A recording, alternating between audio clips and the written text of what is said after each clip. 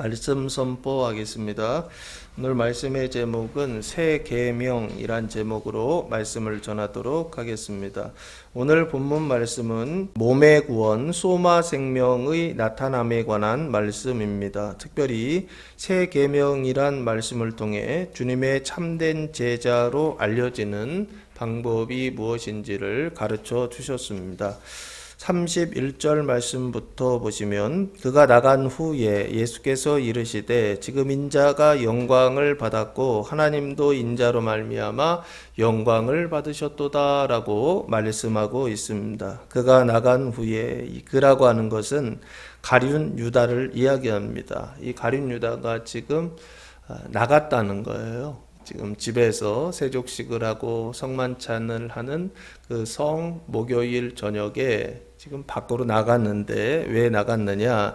13장 21절 말씀해 보시면 예수께서 이 말씀을 하시고 심령이 괴로워 증언하여 이르시되 내가 진실로 진실로 너희에게 이르노니 너희 중 하나가 나를 팔리라 하시니 라고 말씀하고 있습니다. 여기 너희 중 하나가 나를 팔리라 그러셨죠? 그 사람이 27절 조각을 받은 후 곧 사단이 그 속에 들어간지라. 이에 예수께서 유다에게 이르시되 네가 하는 일을 속히 하라 하시니 네가 하는 일이 곧 예수님을 파는 일입니다. 그래서 예수님을 팔기 위해서 유다가 나갔어요. 그래서 나간 후에라고 하는 예수님을 팔기 위해서 나간 후에 예수께서 이르시되 지금 인자가 영광을 받았고 하면서 예수님께서 그 뒤에 하시는 말씀이 크게 보면 세 가지를 말하고 있습니다. 첫 번째는 지금 인자가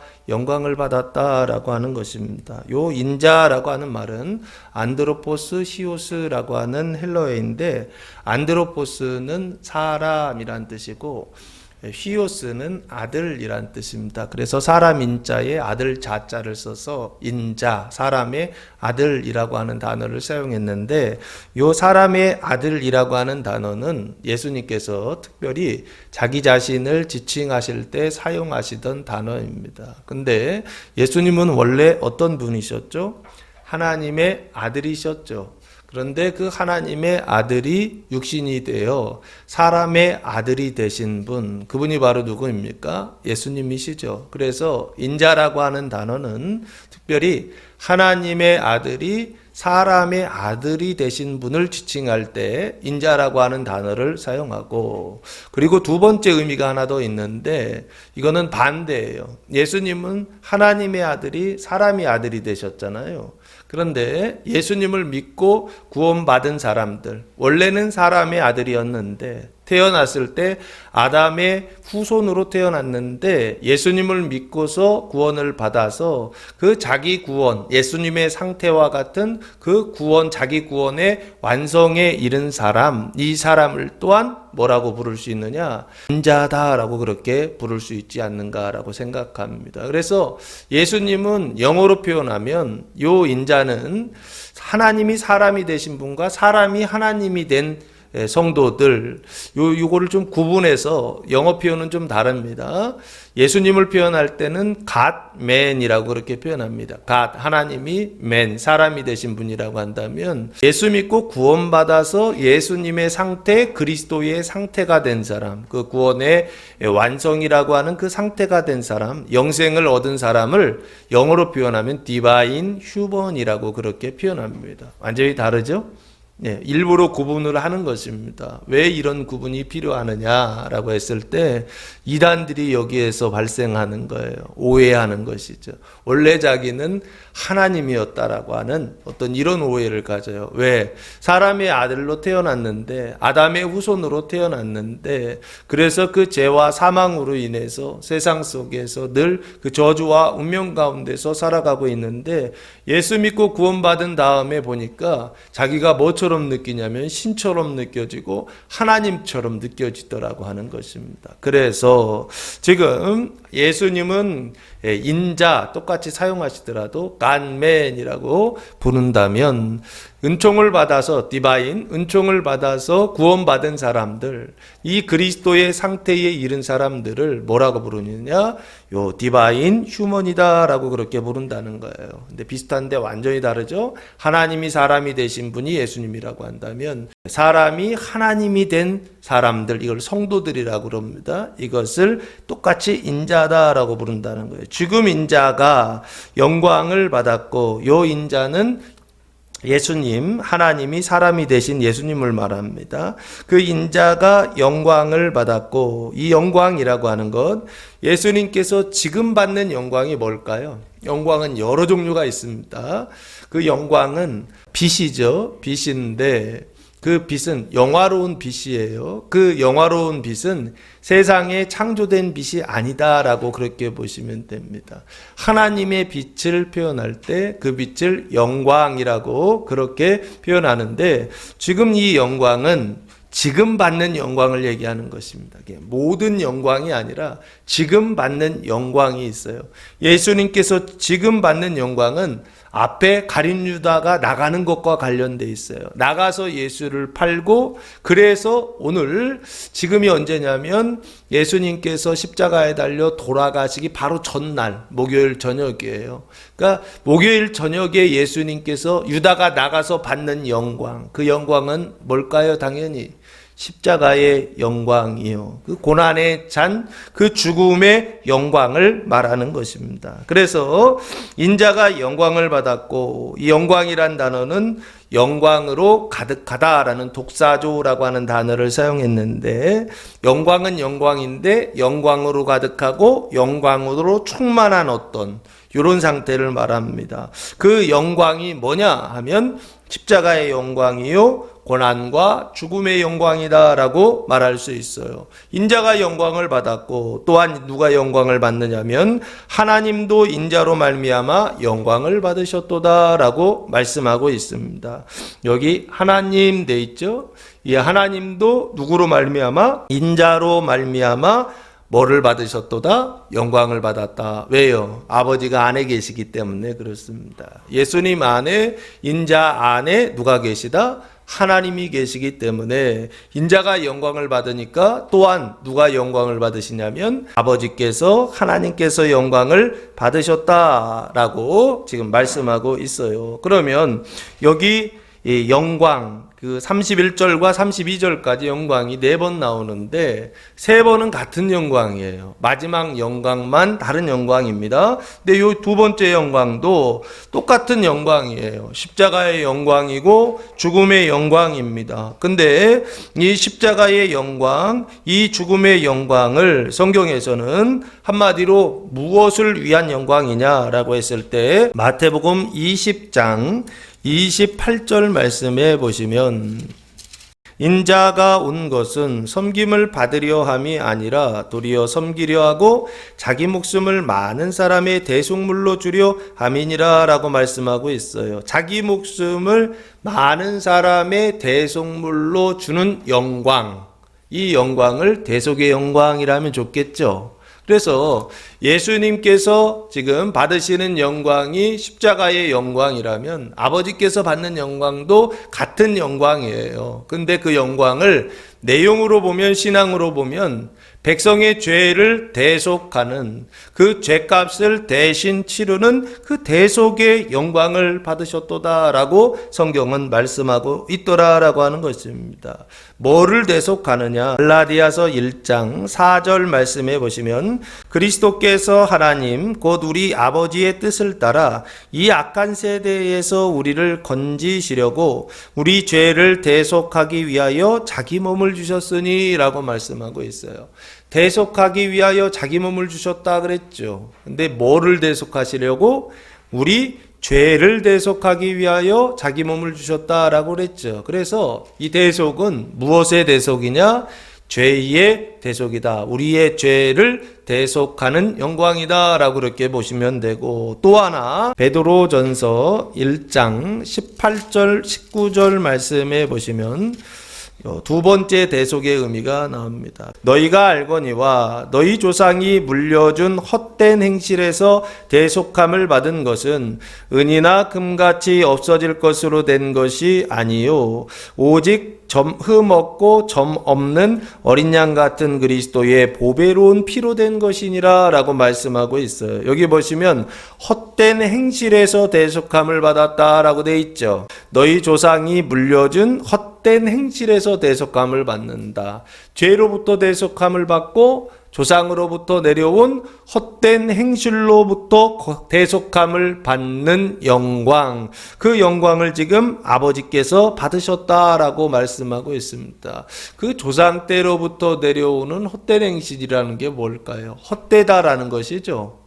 우리가 세상을 살아가면서 헛되다라고 하는 말들을 참되다라고 하는 말과 함께 사용하는데, 헛된 것은 있다가 없어지는 것을 헛된 것이다 라고 말하는 것이 아닌가 싶어요. 지금은 가치가 있는데 시간이 지나면 가치가 없어지는 것, 이런 것들을 헛된 것이다. 그런데 참된 거는 뭘까요? 지금도 가치가 있지만 그러나 내일도 모레도 영원히 가치가 있는 것, 이것을 참된 것이다 라고 말하지 않을까 싶어요. 어찌 보면 그냥 그때에는 아주 우리 삶에 있어서 너무 기쁘고 좋은 것이지만 지나고 나면 의미를 잃어가는 어떤 것, 이걸 헛된 것이다, 헛된 행실이다 라고 그러는데, 그 헛된 행실이요, 그 헛된 행실로부터 대속함을 받는 이 헛된 행실이 대부분은 자기 탐심을 이루기 위한 행동입니다. 그게 밖으로 나타나면 보통은 종교적으로는 우상숭배라고 하는 거예요. 그리고 그게 마음속에 있을 때는 탐심을 이룬다라고 이렇게 부르는 겁니다. 그 헛된 행실에서, 그래서 그 헛된 행실이 물질로 가면, 돈으로 가면, 사람으로 가면은 음행으로 가는 것입니다. 음란으로 가는 것. 사람을 갖고 싶은 마음이요, 이 음란이라고 그럽니다. 그래서 그 영광으로부터, 그 행실에서 대속하는 영광, 그 영광을 받으셨도다. 그러면 그 헛된 행실에서 대속하는 영광은 무엇을 통해서 대속한다? 피로 된다 그랬죠. 그리스도의 피로서 헛된 행실에서 대속한다. 그러면 예수님이 피 흘리신 것은 언제 흘리셨죠?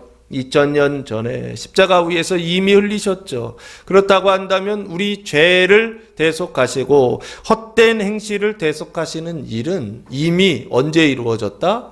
2000년 전에 예수님이 십자가에 달려 피를 흘리심으로 이루시고 완성하셨다라고 말해도 되겠죠. 아멘이십니까? 2000년 전에 이미 이루신 일이라고요. 믿고 대속감을 받는 성도들 되시기를 예수님의 이름으로 축복합니다. 그래서 아들도 영광을 받고 인자도 영광을 받고 십자가 죽음의 영광을 받고 아버지 하나님도 영광을 받으셨는데, 그 영광은 대속의 영광이요, 우리의 죄를 대속하고 우리의 헛된 행실에서 우리를 대속하는 그런 영광을 받으셨도다라고 그렇게 말씀하고 있습니다. 32절 말씀해 보시면, 만일 하나님이 그로 말미암아 영광을 받으셨으면 하나님도 자기로 말미암아 그에게 영광을 주시리니 곧 주시리라라고 말씀하고 있어요. 여기 세 번째, 네 번째 영광이 또 나오죠. 만일 하나님이 그로 말미암아, 인자로 말미암아 영광을 받으셨으면이라고 되어 있어요. 그 영광은 당연히 죽음의 영광, 사망의 영광, 그 대속의 영광을 받으셨으면, 그러면 하나님도 자기로 말미암아, 하나님은 어떤 상태인가요? 죄와 사망이 있는 상태인가요? 없는 상태이죠. 그 하나님은 그 의와 생명으로 충만한 상태, 이 상태를 하나님의 상태다라고 그렇게 말할 수 있는데, 하나님도 자기로 말미암아 그에게 영광을 주신다. 인자에게, 죽음의 영광을 받은 인자에게, 그 십자가의 영광을 받은 인자에게 영광을 주신다는 거예요. 그러면 당연히 무슨 영광을 주실까요? 이번에는 반대로 그 부활의 영광, 그 생명의 영광을 주시리니 곧 주시리라 라고 말씀할 수 있겠죠. 아까 사망의 영광이었다고 한다면 이제는 생명의 영광이요, 죽음의 영광이었다고 한다면 이제는 부활의 영광을 주실 것이다 라고 미래형으로 그렇게 말씀하고 있어요. 그 부활의 영광이라고 하는 것은 무엇입니까? 예수님께서 부활하셨는데 그 부활하셨을 때에 그 부활은 어떠한 부활이었습니까? 몸의 부활이다 라고 말씀드렸죠. 신령한 몸의 부활, 그 부활의 영광, 신령한 몸의 그 부활의 영광을 주신다라는 것이죠. 그러면 신령한 몸은 뭐예요? 성경에서 신령한 몸은 교회다, 그리스도의 몸된 교회다 라고 그렇게 말씀드렸죠. 몸된 교회 그러잖아요. 그리스도의 몸된 교회, 몸으로 부활하셨는데 그 몸을 교회라고 부른다고요, 성경에. 그래서 몸의 부활은 곧 교회의 부활이요, 그 교회의 부활을 새로운 인류의 창조다라고 그렇게 말씀을 드렸습니다. 하나님께서 천지를 창조하실 때 창세기 2장에서 아담과 하와를 창조하셨잖아요. 그때 첫 번째 창조하신 게 아담이죠. 그래서 구분하면 첫째 아담이다 라고 부르면 당연히 그럼 하와도 첫째 하와가 되겠죠. 그럼 예수님이 신약에 오셔서 둘째 아담이라고 그렇게 불러요, 예수님을. 그러면 예수님이 둘째 아담이 된다고 한다면 둘째 하와가 있겠죠. 그 둘째 하와가 뭐냐 했을 때 그게 바로 오늘 본문에 등장하는 몸의 부활이요 교회의 부활할 때 그 교회를 말하는 것입니다. 머리가 되시는 그리스도, 그리스도께서 머리가 되셔서 신랑이 되시고 몸이 되는 신부, 교회가 신부가 되어서 몸과 머리가 하나가 된 사람, 이것을 새로운 인류의 창조다라고 그렇게 말씀드렸던 것이요, 이것이 바로 성경에서 말하는 참된 부흥이요, 이것을 하박국 3장에서 이렇게 언약하고 있습니다. 하박국 3장 2절 말씀해 보시면 우리가 부흥이란 단어를 많이 사용하는데 성경에서 부흥이라고 하는 단어는 딱 한 번 나와요. 그게 좀 신기하죠? 부흥이라고 하는 단어가 우리가 일상에서는 많이 사용하는데 그런데 성경에서는 부흥이라고 하는 단어가 딱 한 번 나와요. 하박국 3장 2절 말씀해 보시면 여호와여 내가 주께 대한 소문을 듣고 놀랐나이다. 여호와여 주는 주의 일을 이 수년 내에 부흥하게 하옵소서. 이 수년 내에 나타내시옵소서. 진노 중에라도 긍휼을 잊지 마옵소서 하면서 여기 하나님의 일을 부흥하게 하옵소서라고 돼 있죠. 다른 거 다 빼놓으면 하나님의 일을 부흥하게 하옵소서. 이게 진짜 부흥이에요. 부흥은 뭐냐? 하나님의 일을 하는 거예요. 그 하나님의 일이 뭐냐? 진노 중에라도 긍휼을 잊지 말라. 진노예요. 하나님께서 죄인을 진노하시는 것, 하나님께서 죄인을 심판하시는 것, 이것이 바로 무엇이냐? 하나님의 일이요 진정한 부흥이다라고 하는 것입니다. 그 죄와 사망에 있었던 사람들을 진노하셔서 그 의와 생명으로 깨끗하게 씻어주시고 심판하시고 고쳐주시는 것, 이것이 바로 성경에서 말하는 하나님의 일이요 하나님의 부흥이요, 이것이 몸의 부활, 교회의 부활이다라고, 참된 부흥이다라고 말할 수 있습니다. 그래서 사망을 생명으로 바꿔주는 것, 죄를 의로 바꿔주는 것, 이것을 저는 요한복음에 나와 있는 예수님의 요한복음 13장의 세족식을 통하여 믿음이 연약한 형제들의 발을 씻어주는 것, 이것이 바로 교회의 부흥이고 몸의 부활이고 진정한 참된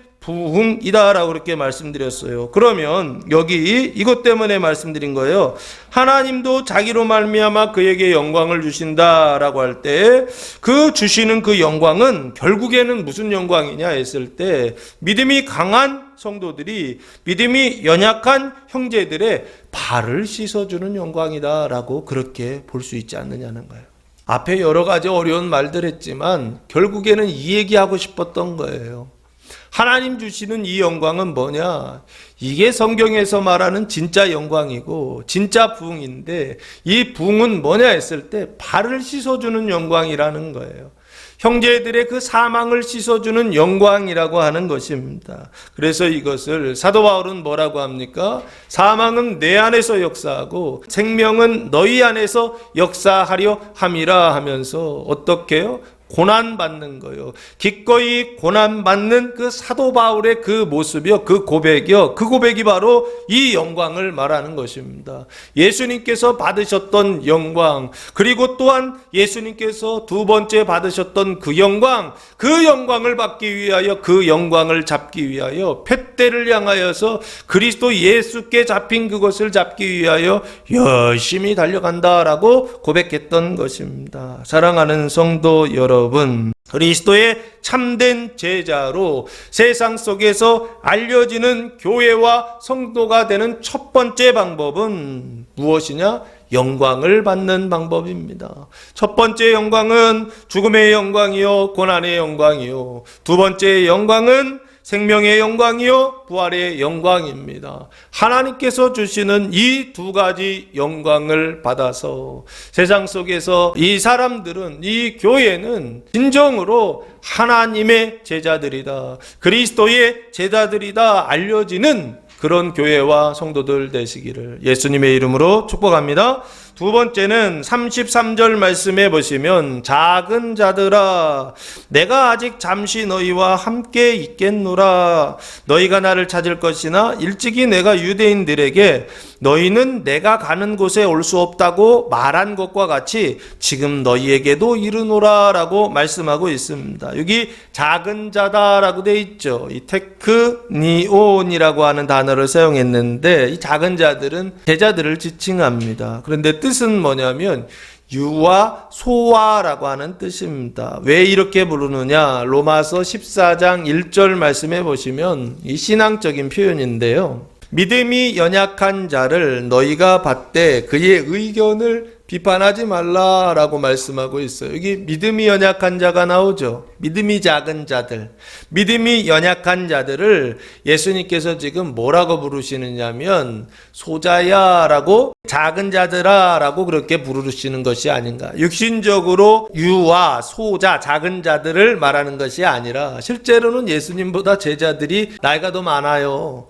근데 소자야 한다라고 하는 건 말이 안 되잖아요. 이 얘기는 비유적인 겁니다. 신앙적인 걸 지금 얘기하는 거예요.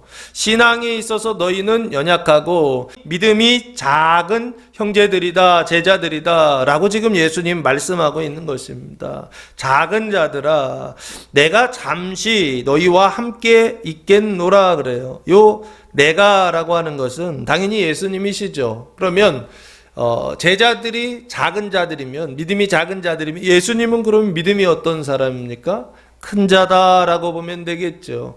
예수님이 가지고 있는 믿음을, 큰 믿음을 뭐라고 불러야 될까요? 이것을 웨슬리는 작년의 믿음이다라고 그렇게 말씀하고 있어요. 작년의 믿음은 무엇을 하는 믿음이냐? 형제들의 발을 씻어주는 믿음, 형제들의 사망을 씻어주는 믿음. 사망은 내 안에서 역사하고 내 안에 있었던 생명은 나누어주는 믿음. 이런 장성한 믿음을 작년의 믿음이다라고 그랬습니다. 예수님이 가지고 있는 이 믿음은 큰 믿음이요, 예수님이 가지고 있는 이 믿음은 대속의 영광을 받은 예수의 믿음이요, 이 믿음이 오늘 말씀에서 계속 이야기하는 주제입니다. 오늘 본문에서 말하고 있는 주제가 바로 무엇이냐면 이 예수와 같은 믿음을 가지라라고 하는 것입니다. 그래서 내가 아직 잠시 너희와 함께 있겠노라 그래요. 잠시 너희와 함께 있는다.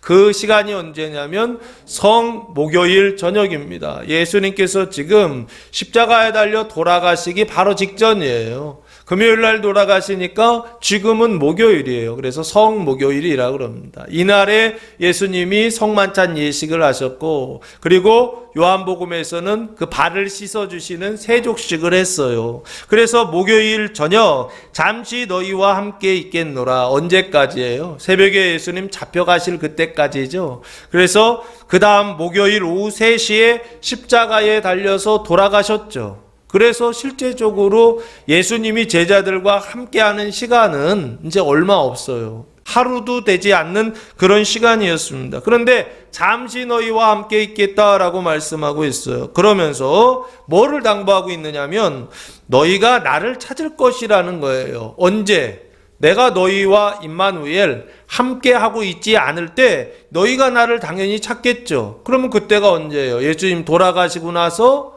그리고 돌아가시고 나서도 찾았겠죠. 근데 부활하셨기 때문에 부활하시고 나서, 그리고 언제냐? 승천하시기까지, 여기까지 봐야 되지 않을까 싶어요. 그 후에 아무리 찾을 것이나, 그러나 일찍이 내가 유대인들에게 너희는 내가 가는 곳에 올 수 없다고 말한 것과 같이 지금 너희에게도 이른다라고 그렇게 말씀하고 있어요. 그러니까 유대인들에게 얘기했던 것처럼 너희에게도 일러주고 있다는 거예요. 뭘 일러주느냐? 너희는 내가 가는 곳에 올 수 없다. 이걸 지금 너희한테 일러준다는 거예요. 그러면 제자들에게 이걸 일러주는 것은 무엇입니까? 찾으나 찾을 수 없고, 그리고 함께하고 싶으나 함께할 수 없는 그런 시간이 온다라고 하는 것을 말하는 거죠. 하나님과 함께하지 못하는, 하나님을 찾으나 하나님을 만날 수 없고 하나님과 함께하지 못하는 어떤 이걸 뭐라고 하냐면 하나님의 부재다라고 합니다. 하나님이 함께하시는 걸 임재라고 한다면 그 임재의 반대가 뭐냐면 부재죠. 부재. 하나님의 부재를 체험하고 예수님의 부재를 경험하게 될 것이다 라고 하는 걸 예수님께서 지금 제자들에게 함께하는 동안 나중에 부재를 경험하게 될 것인데 그것을 미리 일러두는 겁니다. 왜 일러둘까요? 그때 당황하지 말라는 겁니다. 그때 놀라지 말라는 겁니다. 부재를 경험할 때 낙심하지 말라는 겁니다. 그 부재를 통하여 너희가 무엇이 되느냐? 하나님의 진정한 참된 제자로 세상 속에서 알려지게 될 것이다 라고 하는 것을 예수님께서 지금 말씀하고 있는 것입니다. 우리는 언제가 좋아요? 임마누엘이 좋죠. 하나님이 함께 하시는 것이 좋죠. 하나님을 찾으면 하나님을 만나고 하나님께 기도하면 하나님께서 응답해 주시는 것, 이게 우리가 바라는 거 아닌가요? 우리가 좋아하는 것 아닌가요? 그런데 예수님은 너희가 세상 속에서 사람들에게 참된 제자로 주님의 진짜 제자들이구나 라고 알려지는 그 두 번째 과정이 뭐라고 말씀하시냐면 오히려 임마누엘이 아니라 오히려 하나님의 부재를 경험하는 그것을 통하여 너희가 뭐가 된다? 어른이 된다라고 하는 것을 말씀하고 있더라라고 하는 것입니다. 자, 그래서 조금 더 내가 가는 곳이라고 돼 있죠. 그 내가 가는 곳은 어디입니까? 예수님께서 가시는 곳은 어디예요? 요한복음 14장 2절 말씀에 보시면 내 아버지 집에 거할 곳이 많도다. 그렇지 않으면 너희에게 일렀으리라. 내가 너희를 위하여 거처를 예비하러 가노니 하면서 예수님 가신다 말씀하시죠. 그리고 다시 오신다 말씀하세요. 그 가시는 곳을 지금 2절에서 뭐라고 얘기하냐면 아버지의 집이다 라고 그렇게 말씀하고 있죠. 그 하나님 아버지의 집에 예수님 어떻게 하신다고요? 가신다는 거예요. 그러면 누구를 떠나야 되는 겁니까? 제자들을 떠나야 되죠. 제자들을 떠나서 아버지 하나님께 간다는 거예요. 이유와 목적이 무엇입니까? 집 짓기 위해서. 무슨 집이요? 신혼집이죠. 신랑이 신혼집을 지어서 그 신혼집에 누구를 맞이하기 위하여? 신부를 맞이하기 위하여. 누가 집을 준비한다? 남자가 신랑이 준비한다. 그렇죠. 요즘 한국도 그렇지 않습니까? 집은 누가 준비하고? 남자가 신랑이 준비하고, 그리고 혼수나 뭐 이런 것들은 누가 준비하죠? 여자가 준비하고, 이렇게 역할이 분담되어 있잖아요. 근데 2000년 전에 예수님 시대에도요, 집은 누가 준비한다고요? 내가 준비하고, 신랑이 준비하고, 그리고 그 외에 다른 것들은 누가 준비한다고요? 신부가 그렇게 준비를 하더라고요. 여기 보니까 지금 예수님께서 집을 준비하러 간다는 것입니다. 아버지의 집에 방을 준비하는 거예요. 아버지의 집에 그 혼인집을, 혼인방을 준비하는 것입니다. 그 아버지의 집이 어딜까요? 그 아버지의 집이요. 보통 이 아버지의 집을 요한계시록 20장 천년왕국이다라고 저는 그렇게 설명했는데 오늘 위치는 그것에서 한 단계 더 나아갔습니다. 그 천년왕국을 지나 그 아버지의 집은 어디냐? 요한계시록 21장 1절에서 2절 말씀해 보시면 이런 말씀이 나옵니다. 또 내가 새하늘과 새 땅을 보니 처음 하늘과 처음 땅이 없어졌고 바다도 다시 있지 않더라 라고 말씀하고, 새하늘과 새 땅이라고 말씀하고 있죠.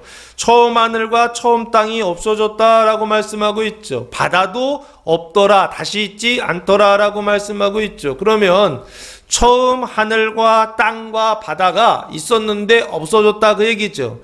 마치 이 세상에, 눈에 보이는 이 세상에 하늘과 땅과 바다가 있었는데 얘가 사라지는 어떤 그런 현상, 없어지는, 완전히 없어지는 어떤 그런 현상이라고 이해할 수 있겠죠. 그렇죠? 그런데 저는 이게 그렇게 보이지가 않아요. 오히려 없어지긴 없어졌는데 어떤 형식으로 없어졌느냐라고 했을 때, 예수님이 십자가에 달려 돌아가셨을 때 그 시체가 없어졌잖아요. 왜 없어졌죠? 부활하셔서 없어지셨죠. 그 부활해서 없어졌을 때 그 예수님의 돌아가신 몸에 뭐가 온 거예요? 신령한 몸을 입은 거죠. 예수님께서 부활하셨을 때 시체는 따로 버려져 있고 다시 이렇게 신령한 몸으로 부활한 게 아니고 그 시체에 신령한 몸을 입어서 부활하셨단 말이에요. 그러다 보니까 이 몸이 있어요, 없어요? 돌아가셨던 그 시체가 있어요, 없어요? 없어졌죠. 그 죽음을 경험할 수밖에 없었던 그 시체가, 예수님의 시체가 신령한 몸을 입으니까 완전한 몸이 되더라는 거예요.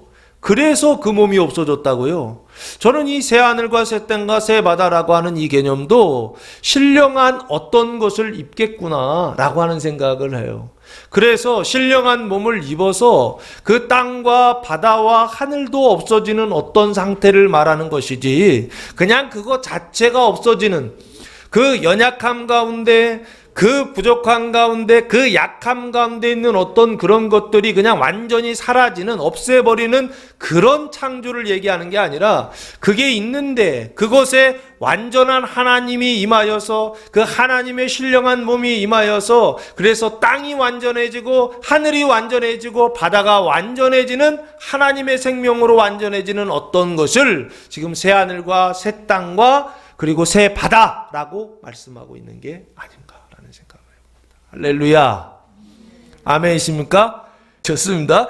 자, 그래서 여기 지금 새 하늘과 새 땅과 새 바다와 2절에 보면 하나가 더 나옵니다.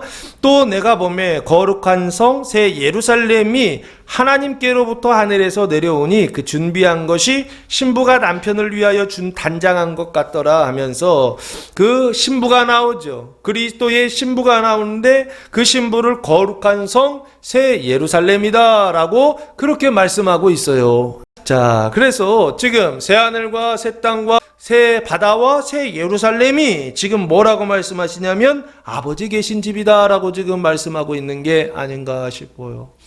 지금 아버지 계신 그 집을 우리는 눈에 보이지 않는 사람이 죽어서 가는 어떤 영적인 세상이다 라고만 그렇게 이야기하고 있는데, 오히려 성경에서는 그것도 아버지의 집이지만 거기에 국한되지 않고 원래 아버지의 집은 어디요? 반역하는 곳, 대적하던 곳, 그 옛 하늘과 땅과 바다, 그 예루살렘까지도, 바벨론까지도 새 몸을 입으셔서, 그래서 새 바벨론, 새 바벨론의 이름이 새 예루살렘인 것 같아요.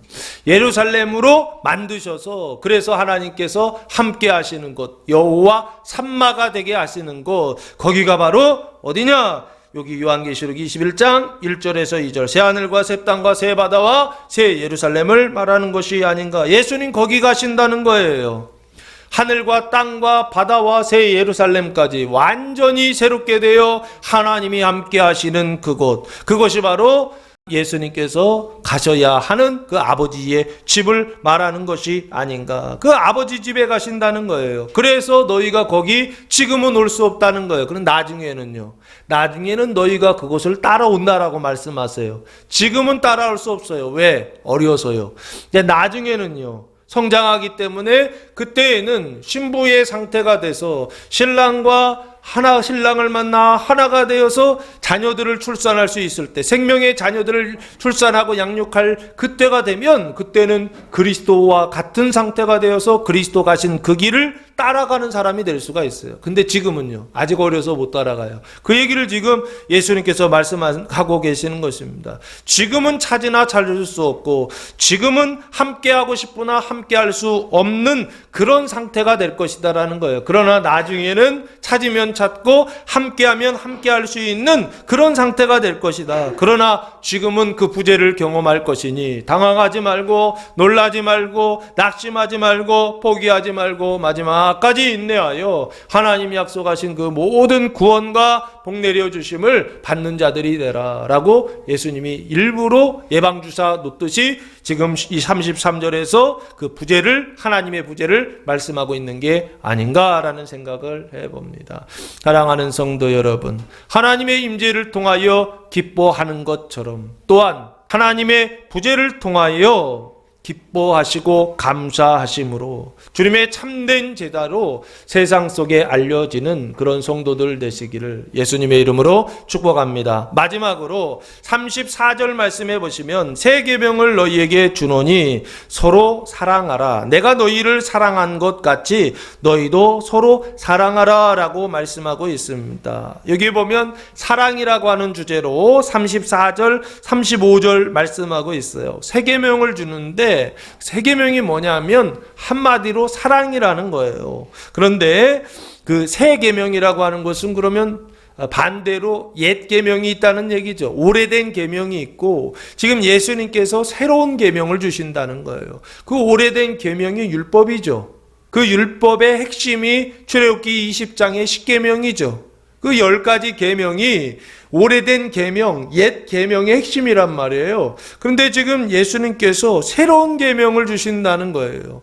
그 새로운 계명을 너희에게 주노니 할 때 이 너희는 제자들을 말하는데 그 제자들은 지금 앞에 31절에서 33절까지 지나온 너희를 말하는 겁니다. 그 제자들을 말하는 것입니다. 그 제자들은 어떤 사람들이냐? 새로운 인류라는 거예요. 그 영광을 받은 제자들을 말하는 것입니다. 그 부활의 영광, 그 생명의 영광, 그 대속의 영광, 그 죽음의 영광을 받은 너희에게 이 사람들을 뭐라고 그랬습니까? 호모 크리스찬이다 라고 그렇게 말씀드렸죠. 새로운 인류의 탄생, 창조, 새로운 인류가 시작된 사람들, 그 호모 크리스찬, 구원받은 성도들에게 그 성도들은 두 부류가 있을 수 있겠죠. 구원받은 성도들은 두 부류예요. 그리스도의 몸된 교회 안에 성도들은 항상 두 부류예요. 첫째는 믿음이 강한 사람들, 예수님과 같은 상태에 있는 사람들이 있고, 또 하나는 믿음이 약한 사람들, 제자들과 같은 상태에 있는 사람들이 교회 안에 있습니다. 그 너희에게 주노니, 그래서 너희가 서로 뭐하라? 사랑하라. 이게 주님이 주시는 계명입니다. 주님 주시는 계명은 서로 사랑이에요. 사랑하라? 맞습니다. 그런데 서로 사랑이라는 겁니다. 이 서로라는 단어가 알랄론이라고 하는 단어를 사용했는데 서로 상호간에 사랑하라 라고 하는 뜻입니다. 그러면 서로 상호간이니까 내가 있고 너가 있는 거죠. 나와 너가 서로 상호간에 사랑하라 라는 것입니다. 이 사랑이라고 하는 것은 아가파오라고 하는 단어를 사용했는데 뜻은 하나님의 사랑을 말합니다. 하나님의 사랑은 어떤 특징을 갖습니까? 희생적인 사랑의 특징을 갖습니다. 그래서 하나님의 사랑은 대가를 받지 않는 사랑입니다. 하나님의 사랑은 은혜로 베풀어 주시는 사랑입니다. 그 하나님의 사랑으로 서로 사랑하라 라고 그렇게 말씀하고 있어요. 그러면 실제적으로 믿음이 강한 자와 믿음이 약한 자가 있는데 믿음이 강한 자가 너를 사랑하고 믿음이 약한 자가 너를 사랑하여서 그래서 어떻게 되는 것입니까? 강한 자와 약한 자가 서로 사랑하는 거예요. 그러면 믿음이 강한 자가 믿음이 약한 자를 사랑한다는 건 어떻게 구체적으로 사랑하는 것입니까? 그 사람의 사망을 가져와서 사랑하는 것이고, 그리고 내 안에 있었던 생명을 그 사람한테 나누어줘서 사랑하는 것이고, 그리고 반대로 믿음이 약한 자가 믿음이 강한 자를 사랑하는 것은 무엇입니까? 자기 안에 있는 사망을 나누어줘서 사랑하는 것이고, 그 사람 안에 있는 생명을 내가 나누어 받아서 사랑하는 방식. 이게 바로 무슨 사랑이다? 서로 사랑의 내용이다라는 것입니다. 억울하십니까? 내가 너희를 사랑한 것 같이. 그래서 예수님께서 서로 사랑의 방법을 아주 구체적으로 어떻게 사랑하느냐. 내가 예수님께서 너희를 사랑한 것 같이, 예수님께서 제자를 사랑한 것처럼 똑같이 너희도 서로 사랑하라 라고 그렇게 아주 딱 못을 박으셨어요. 니네 맘대로 사랑하면 꽝이다. 진짜 사랑은 무슨 사랑이냐? 내가 사랑한 것처럼 사랑해야 된다. 이게 바로 참된 제자다라고 그렇게 예수님 말씀하고 있는 겁니다. 그러면 예수님은 어떤 상태였느냐? 의와 생명으로 완전하신 분이었다. 충만하신 분이었다라고 그렇게 말씀드리고, 그리고 제자들은 지금 상태가 어떤 상태냐? 테크니아, 테크논, 아이의 상태이죠. 아이라고 하는 것은 어떤 상태냐면 의와 생명이 시작됐어요. 그런데 이제 시작됐어요. 그래서 어린아이의 신앙을 지금 말하는 겁니다. 예수님은 작년의 신앙, 형제의 발을 씻어주는 신앙을 가지고 있다고 한다면 지금 이 제자들은 어떤 신앙이요? 어린아이, 인제 태어나가지고 응애응애하고 성장하는 어떤 어린 시절, 청소년의 단계를 향해서 막 가야 되는 그런 상태에 있는 제자들을 말하는 것이 아닌가 싶어요. 그러니까 지금 제가 표현할 때는 아기처럼 그렇게 표현했는데, 아기가 태어나서 아기인 것도 있고, 그리고 20살이 돼도 애기더라고요. 왜? 성년 애기예요. 성년을 시작한 애기 같은 것이죠. 그래서 여기 너희라고 하는 것을 너무 애기라고만 생각하시면 안 되고, 여기 아기는 다 큰 애기다라고 그렇게 보셔도 좋을 것 같습니다. 그냥 이제 칭의중생한 애기일 수도 있지만, 여기 애기들은 단순히 칭의중생한 애기들이 아니고 좀 성장했어요. 성장했는데 아직도 성인으로서는 이제 시작하는 애기, 그래서 성인 애기, 어른 애기 이렇게 보시면 좋을 것 같아요. 그래서 중생에서 그 거룩함이나 영생으로 성장해야 되는 너희를 말하는 것입니다. 그 너희를 예수님 어떻게 사랑하셨느냐? 구체적으로 세족식이라고 하는 그림을 통해서 그 사랑의 모형을 가르쳐 주셨습니다. 요한복음 13장 보시면, 우리가 세족식 많이 하는데 이 세족식이 원래 무슨 뜻이냐 했을 때 예수님이 제자들을 사랑하셨던 방식입니다. 그 예수님이 제자들을 사랑하셨던 방식이 이 사랑이에요. 다른 사랑하면 꽝이에요. 다른 사랑하면 헛된 행실이에요. 근데 예수님이 하신 이 일을 해야 참된 행실이고, 이 일을 해야 참된 제자가 될 수 있다라고 하는 것입니다. 그래서 요한복음 13장 14절 말씀해 보시면 앞에 쭉 설명을 하셨어요. 그리고 14절에 내가 주와 또는 선생이 되어 너희 발을 씻었으니 너희도 서로 발을 씻어주는 것이 옳으니라 라고 그렇게 말씀하고 있어요. 발 씻어주는 걸 이야기하고 있죠. 제자들의 발을 씻어주는 것, 예수님이 제자들의 발을 씻어주었던 것처럼 제자들이 또한 믿음이 연약한 제자들의 발을 씻어주는 것, 이것이 바로 주님의 사랑이고 서로 사랑이고 주님의 참된 제자가 되는 길이다 라고 말씀하고 있죠. 그런데 발 씻어준다는 게 육체적인 발을 씻어주는 것, 눈으로 볼 때는 육체적인 발을 씻어주셨어요. 그러나 그게 목적이 아니에요. 여기서 형제들의 발을 씻어준다라고 하는 것은 그 칭의 중생하여 구원받았으나 아직도 그 발에 사망이 때가 남아있는 사람들, 그걸 닦아주라는 거예요. 그래서 형제들의 사망을 씻어주라고 하는 것입니다. 그 가증함이나 그 음란한 행실을, 음란한 마음을 씻어주라고 하는 것입니다. 그것을 요한복음 17장 17절 말씀해 보시면 구체적으로 이렇게 표현하고 있습니다. 그들을 진리로 거룩하게 하옵소서. 하나님의 말씀은 진리니이다 라고 말씀하고 있어요. 발 씻어주는 건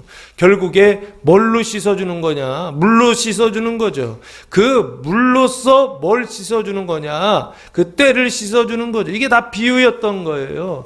하나님의 말씀이 물이에요. 물. 하나님의 말씀이 진리입니다. 그 진리의 물로, 하나님의 말씀으로 형제들 발에 묻어있는 뭐를요? 때를, 그 사망을 씻어주라고 예수님께서 진리로 그들을 거룩하게 해달라고 했던 것입니다. 씻어주면 거룩해지는 거죠. 그럼 거룩하기 이전의 상태는 뭐냐고요? 이걸 가증함이라고 했던 것입니다. 레위기 18장 보시면 가증한 행실이 나오지 않습니까? 이방인의 가증한 행실이 19가지였죠. 그 19가지 가증한 행실의 내용을 보면 다 음란함이에요.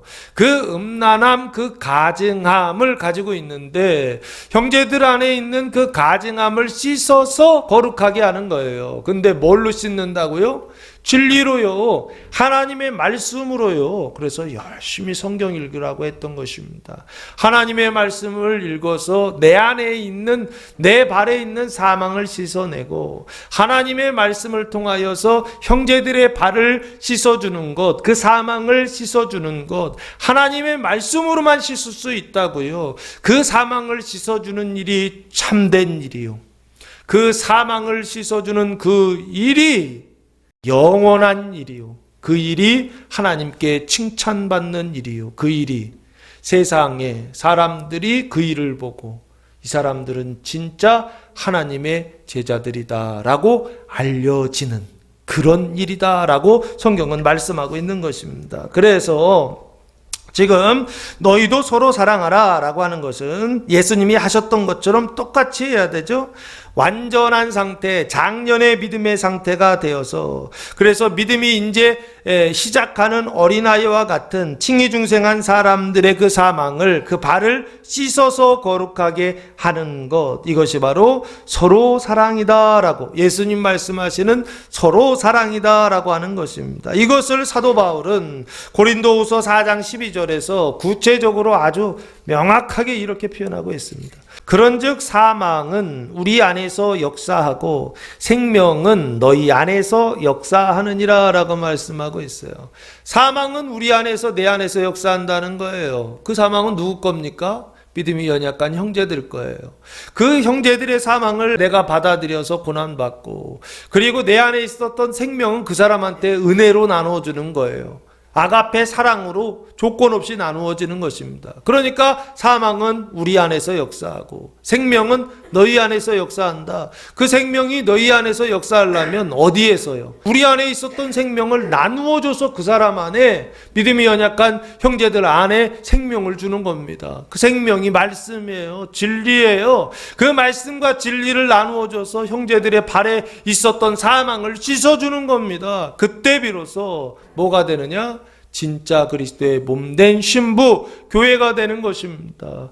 그래서 나와 너가 하나님의 생명으로 씻고 씻어서 깨끗하게 되고 생명으로 충만하게 되었을 때, 사망이 1.1핵도 전혀 없는 어떤 완전 무결한 상태가 되었을 때, 이것을 거룩한 신부요, 흠도 티도 점도 없는 완전한 신부의 상태로 준비되었다라고 하는 것을 성경이 말씀하고 있는 게 아닌가 싶습니다. 이것을 위하여 성경에 언약해 놓으셨죠. 구약에 언약해 놓으셨죠. 이걸 위해 회개하라고 언약해 놓으셨다고요. 욥기 42장 6절, 그러므로 내가 스스로 거두어드리고 티끌과 재 가운데에서 회개하나이다 라고 말씀하고 있어요.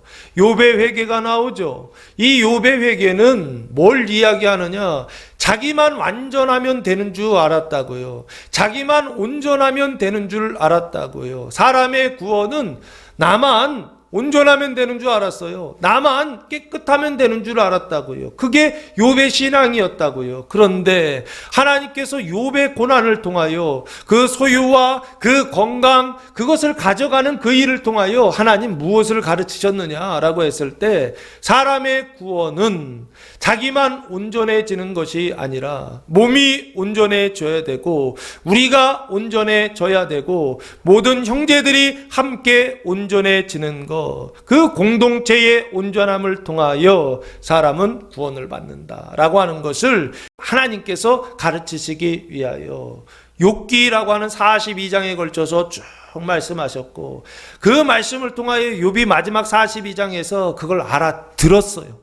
그래서 뭐라고 고백하고 있느냐면 내가 회개하나이다. 라고 고백하고 있는 거예요. 나의 온전함도 중요하지만 이제는 나를 깨뜨려서 내 안에 있는 그 온전함을 깨뜨려서 그 생명을 다른 사람들한테 나누어줘서 그 사망 가운데 있는 형제들에게 나누어줘서 그 사망을 내가 가져와서 내가 온전해지지 않는 것, 내가 깨끗해지지 않는 것, 내가 더러워지고 내가 가증해지고 내가 부정해지는 그 일을 통하여 몸은 구원을 받는다. 그리스도의 신부는 구원을 받는다라고 하는 그것을 욥이 깨달았어요. 그리고서 회개하나이다 라고 고백하고 있는 것입니다. 그래서 자기의 완전함을 깨뜨리는 회개, 이 회개가 욥의 회개예요. 이 욥의 회개를 신약에서 성취하고 있는 장면이 나옵니다. 사도행전 11장 18절 말씀해 보시면 욥의 회개가 언약이라고 한다면 그게 성취된 사건이 사도행전 11장입니다. 11장 18절 말씀해 보시면 베드로가 10장에서 고넬료, 백부장 고넬료의 집에 가서 말씀을 전했을 때 이방인 백부장 고넬료가 성령 세례를 받습니다. 근데 그 성령 세례 받은 것을 예루살렘 교회에 와서 보고하는 장면이에요. 그 보고를 다 끝냈을 때 그 교회 안에 있었던 믿음이 강한 성도들이 뭐라고 선언을 해주냐면 18절 그들이 이 말을 듣고 잠잠하여 하나님께 영광을 돌려 이르되 영광을 돌리죠. 그렇죠? 이 영광은 부활의 영광, 그 생명의 영광을 지금 영광으로 돌려 이르되 그러면 하나님께서 이방인에게도 뭐를 주셨다? 생명 얻는 회개를 주셨도다라고 그렇게 말씀하고 있죠. 사도 바울이 자기 안에 있었던 생명을 깨뜨려 나누어 주었더니 이방인들이 무엇을 받더라? 성령 세례를 받아서 생명을 받더라는 거예요. 그래서 사망의 상태에서 회개하여 생명 얻는 상태로 돌아오는 것을 생명 얻는 회개라라고 그렇게 선언하고 있고 그 생명 얻는 회개를 사람이 종교적으로 준 것이 아니라 하나님께서 주신 것이다라고 교회가 인정하는 선언하는 말씀이 18절 말씀입니다. 이 생명 얻는 회개, 이방인 백부장 고넬료가 성령 세례를 받는 이 사건이 앞에서 이야기했던 욥의 회개의 성취요. 그 성취가 바로 서로 사랑하라라고 하는 지금 예수님의 말씀의 성취다라고 하는 것입니다. 그래서 그렇게 서로 사랑하면 그 결과가 뭐냐? 35절 너희가 서로 사랑하면 이로써 모든 사람이 너희가 내 제자인 줄 알리라 라고 말씀하고 있어요. 너희가 서로 사랑하면 알게 될 거라는 거예요. 뭘 알게 되느냐? 모든 사람이 너희가 내 제자인 것을 알게 될 것이다라는 거예요. 그럼 모든 사람은 여기서 모든 사람은 누구를 얘기합니까? 나 들어가야 안 들어가요? 들어가죠? 그리고 너 들어가요? 안 들어가요? 들어가죠? 그리고 더 멀리 있는 너요. 아는 너, 모르는 너. 그래 아는 너를 가까운 형제들이다라고 말하고 믿음의 형제들이다라고 말하고 그 모르는 너를 이웃들이다라고 그렇게 구분해서 설명한다면 내가 알고 그리고 형제들이 알고 그리고 누가 안다? 이웃들이 안다. 집으로 보면 내가 알고 우리 가족이 알고 그리고 누가요? 그 가족 밖에 있는 다른 사람들, 다른 가족들이 알게 된다라고 말씀하고 있다고요. 뭘 하면? 서로 사랑하면 형제들의 발을 씻어주면 그 사망을 씻어주면 사망은 내 안에서 역사하고 생명은 너희 안에서 역사하는 그 일들을 감당하면 마리아가 향유옥합을 깨뜨려서 예수의 장례를 준비했던 것처럼 우리 안에 있는 의와 생명을 깨뜨려서 믿음이 연약한 형제들의 그 발을 씻어주는 사랑 이게 성경에서 말하는 새 계명이요 형제 사랑이라고 밖에 나가가지고 불우이웃 돕기 하면서 돈 내고 뭐 도와주는 거 집 지어주고 뭐 이런 것들을 형제 사랑이라고 생각하시는데 제가 볼 때는 오해예요. 왜 오해냐? 성경에서 말하는 그거 집 지어주는 거 그거 의미가 없어요. 진짜 집을 지어야죠. 참된 집을 지어야죠. 눈에 보이는 집 지어주면 뭐 할 거냐고요. 눈에 보이는 집 지어준다고 해서 사람의 마음속에 그 탐심의 문제, 사망의 문제 해결할 수 있느냐 했을 때 전혀 못하더라는 것입니다. 오히려 거기에 기름을 뿌려가지고 나중에는 아예 그냥 가난한 가난했을 때는 억제라도 되죠. 그런데 그 가난한 것을 그냥 풀어줘줬더니, 그 탐심을 풀어줘줬더니 뭐가 됐느냐면 뱀이 되고 용이 돼가지고 사람을 죽이는 일을 하더라고요. 그게 할 일입니까? 그게 사람이 하는 일이에요. 그게 사람의 선이라고요. 하나님의 선은 그런 게 아니라고요. 하나님이 말씀하시는 사랑은 사망을 씻어주는 사랑이에요. 형제들의 발을 씻어주는 사랑이에요. 그 근본적인 그 뱀의 생각, 그 가증함이나 그 음란함을 씻어주는 사랑, 그 사랑을 하면 내가 안다는 거예요. 자기 자신이요. 그리고 그 사랑을 알면 형제들이, 집안 사람들이 안다는 거예요. 그리고 마지막 누가 안다고요? 집 밖의 사람들이 안다는 거예요. 동네 사람들이 안다는 거예요. 뭘 압니까? 그 교회는 하나님의 진짜 교회다. 왜요? 그 교회 다니는 사람들이 발 씻어주는 것을 통하여, 그 변화되는 것을 통하여, 사망이 생명으로 변화되는 것을 통하여, 그 가증한 행실이 거룩한 행실로 바뀌고 음란한 행실이 정결한 행실로 바뀌는 그 일을 통하여 밖에 사람들이 먼저 보고 안다는 거예요. 그 교회 이상하다. 그 교회 가면 세상에서는 그 저주와 운명을 바꿀 수 없는데 그 교회 가면 그게 변화가 되더라. 그 교회 가면 저주가 끝나더라. 그 교회 가면 운명이 바뀌더라. 라고 하는 이야기들을 누가 숙독되느냐면 이웃 사람들이, 밖에 사람들이 이야기하게 되는 어떤 그런 은총을 받게 될 것이다 라고 미래형으로 지금 말씀하고, 너희가 서로 사랑하면 그렇게 될 것이다. 사랑하는 성도 여러분, 주님이 우리를 사랑하셨던 것처럼 우리도 주님의 사랑을 믿음이 연약한 형제들에게 사랑하여 세상 속에서 모든 사람들이 너희가 내 제자다라고 하는 인정을 받는, 그렇게 알려지는, 그렇게 느끼고 인식되는 교회와 성도들 되시기를 예수님의 이름으로 축복합니다. 기도하겠습니다. 사랑과 은혜가 풍성하신 아버지 하나님, 감사와 찬송과 영광을 올려드립니다. 이번 주간 몸의 사망이 생명으로 구원을 받는 새 계명의 복음이 선포될 때 그 말씀, 영광과 부재와 서로 사랑의 말씀을 믿고 따름으로 세상 모든 사람들에게 그리스도의 참된 제자로 알려지는 교회와 성도들 되게 하옵소서. 이제는 우리 주 예수 그리스도의 은혜와 하나님 아버지의 무한하신 사랑하심과 성령의 교통하심이 사랑하는 성도들 머리에와 가정 위에와 교회 위에 이제로부터 영원토록 함께 하시기를 간절히 축원하옵나이다. 아멘.